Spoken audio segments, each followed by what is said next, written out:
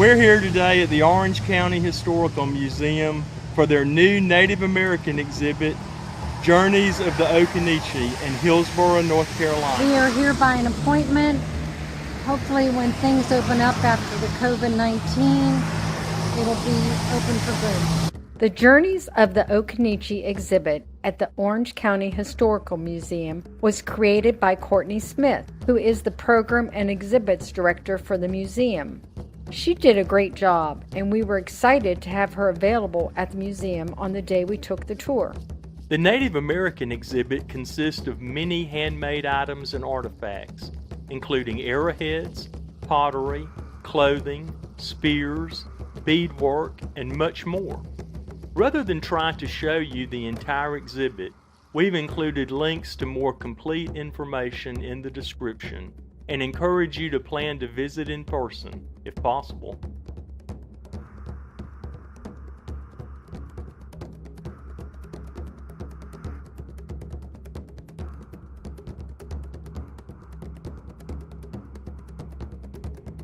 John Blackfeather Jeffries is a Occaneechi tribal Occaneechi tribal leader in the area, and he's an incredible wealth of knowledge. He is very proud to have been a veteran. He served during the Cuban Missile Crisis, and he's also very proud to be an Occaneechi. And he's actually created 4 reconstructed spears, and they show this technological progression. As you can see, the oldest one is pretty much just a sharpened stick. And then we start moving on, we see some flint knapping. Now, John Blackfeather is actually quite adept at flint knapping, and if it weren't for COVID, we would love to have demonstrations. And here you do start to see a little bit more of a technological invention here. We've got the wrapping of the sinew. Moving on, you see that it's a little bit more carefully constructed. And what's interesting to me is that this shaft is thinner as well. It's lighter, it's going to have greater accuracy, and we start seeing the addition of feathers, which again is going to increase the accuracy, but it's almost like you're taking pride in this as an individual as well. And finally, this one is the most modern of all, and it's actually bamboo. It's incredibly light, very, very skinny around. You see that there's actually addition of a little bit of, I thought that was metal. But it's interesting the way that you've got a difference of shape, and even the shape of the top has changed. And this time, the feathers that we have are down at the bottom. This is one feather that has been split, and according to Johnny, it actually naturally spirals when you split the feathers. And by attaching it at the end like that with the spiral, it of course gives it an incredible spin, just like a football. It's really incredible to feel the difference in weight and girth when you're moving through them. And it's also interesting to think that at the beginning, this is mostly going to be used for hunting, perhaps a little bit of tribal warfare. But as you start to get more European conflict, which also creates conflict along the trading path, which just ups the ante for the conflict between tribal members, it's not just for hunting, it's also really going to be used more for warfare and for conflict. And so it's a little bit sad, a little bit interesting to think about why were the technological inventions going the way they were? Was it purely to make it better at killing animals, or was it also to make it better at killing man? It's a bit dark, but I like to think, because there's more than one reason why things change. We also do have an addle down here.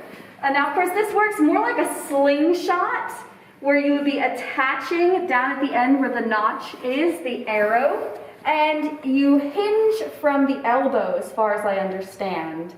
It's not so much in the shoulder, or is it a little bit in the wrist, maybe? I don't know, I'm a terrible frisbee thrower, so I would probably be bad at the addle. But it creates incredible force. I'm just going to show that it's more like what you would do is this. And thinking that in terms of the Iroquois, the Six Nations, and the game of lacrosse. So how, what you do, for things in your daily life, and then turning the skill into a game. So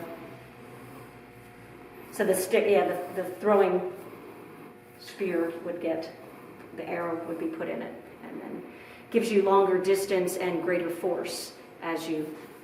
So the other spears, you'd have to get in close to your prey, and this you could stand back a distance and do some damage.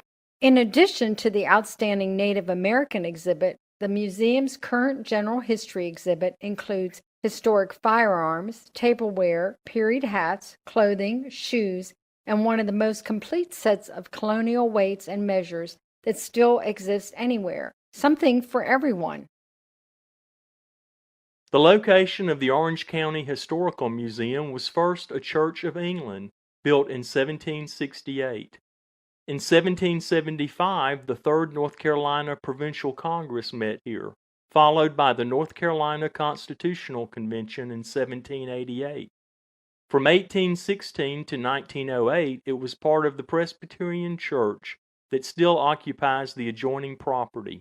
And from 1910 to 1977, a public library was located on this corner. The current building was built in 1934. We really enjoyed our visit, and we hope you'll find time to visit the museum yourself soon. But if time or distance preclude a personal visit, be sure to check out the links in the description for a more complete and fascinating experience, direct from the museum's own website.